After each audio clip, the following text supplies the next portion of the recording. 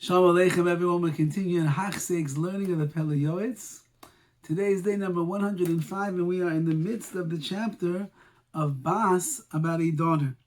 Ve'abas asher tishalel, a woman, a daughter that is praiseworthy. She should not place her eyes and look towards Oisher, towards wealth. She should be just fine and desirous of living with ra'av, with hunger, ubitzama, and thirst, ube'erum, and she should be, unclothed, meaning, or not as clothed as she would like to be, not having all the clothes that she would want. Ubechaiser kol, she should be willing to lack everything.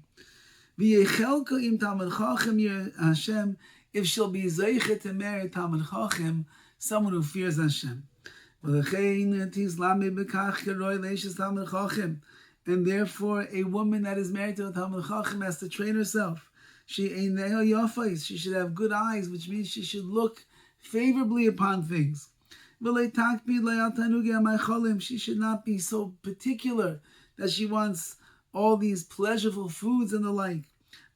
She doesn't care about jewelry so much. Or beautiful clothing. She doesn't have to go shopping every single week to get a new wardrobe. She should get herself accustomed to lack a little bit of sleep. Not so much talking. To be careful. Should be zoriz, alacritus, and zealous, and all the other good midas, taivas, good character traits. Then Hashem will give good to her. Why she's married to Talmid Chacham? She's there for him, to support him and take care of him, and therefore all these things. Doesn't have money for the nice clothing, for the fancy food and the like. It's just to be able to support her husband in learning, so on and so forth. A little bit of sleep, so that you can wake up at the crack of dawn with your Talmid Chacham husband and help him start his day. All of these things, a woman who wants that kind of a life, she prepares herself for it. The sages tell us, a father is obligated to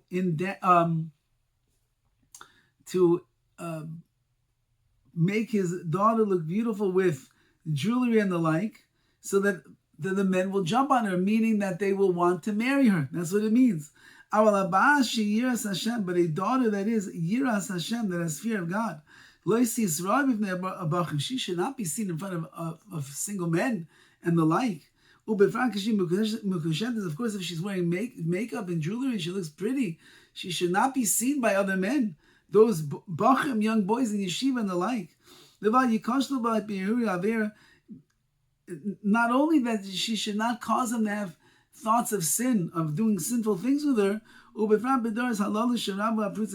especially in this generation, says the Pele Yoetz, where there are people that are just simply chasing after the desires. The men are just caught up in the world of taiva, so a woman has to be even more careful. Now that's Pele Yoetz hundreds of years ago. Allah has come, all the more so in our generation, how careful a attractive young woman must be to make sure that she's not causing men to go astray and to think and dream about her and do things that they should not be doing. Says the Mechvar Amar B'Shas, it says just Lamanu Yiras Achet Ben Besula. We learn out the fear of Hashem from a Besula, from a virgin, the Rabbi Yochanan Shamalaisa Besula Shaisa Mispalelis. He heard this Besula, he heard this virgin davening to Hashem, Ribono Shel Olam. HaKadosh Baruch Hu, Barasa Gan Eden, you created Gan Eden. Barasa Gan Eden, you created Gehenna.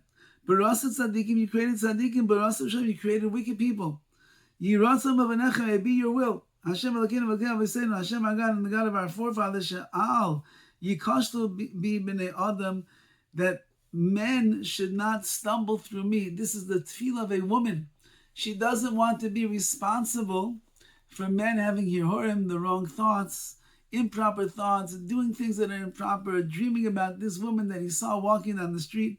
And therefore, says the Pele Yoetz, she should be mispal, she should daven, that she should not be the source of any man's weakness.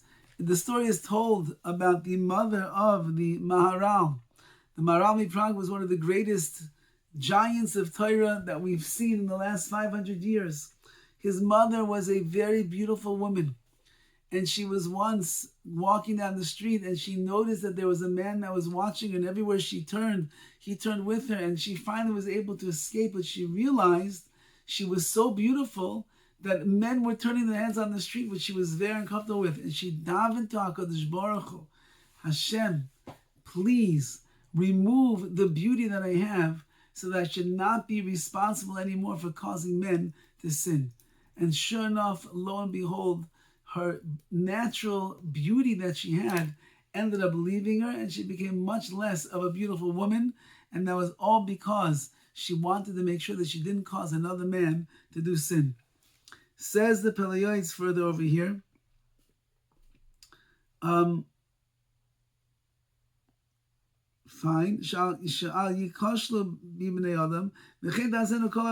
All the virgin women should do this with the and they should hide themselves. Because as we know, all the honor and the glory of a bas melech, of a princess, a Jewish woman, is panim, is on the inside. Let her stay inside. Don't let her be seen outside to the eye. People shouldn't see her. In the cities of Yishmael, some kind of Arab towns, they're actually careful with this a little bit. But in the cities, the Roman cities, the men are mamish parrots. They are so wild and wild over there. Watch out. This is the minhag of places. Minhag, the word minhag, mem nun hey gimel, is the letters of Gehenim.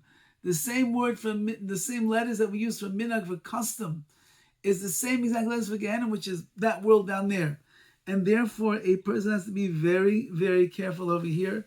And that carefulness is that a woman should make sure that she is more in hiding than she is prostrate out there on the streets that everybody could see. Because the men, unfortunately, are going to inherit Gehenim if they are looking too much at these beautiful women. The Isha Yiras Hashem Hitisala, a woman that fears God, that's what is most praiseworthy. But they say, do not follow the masses. If you do that, you don't follow the masses and you keep things quietly to yourself, the reward is going to be gigantic. Because of the Sefer Chasidim, it says in the Sefer Chasidim, there was a certain young maiden who didn't put on any jewelry, makeup at all. She didn't want to make the men that were watching her stumble.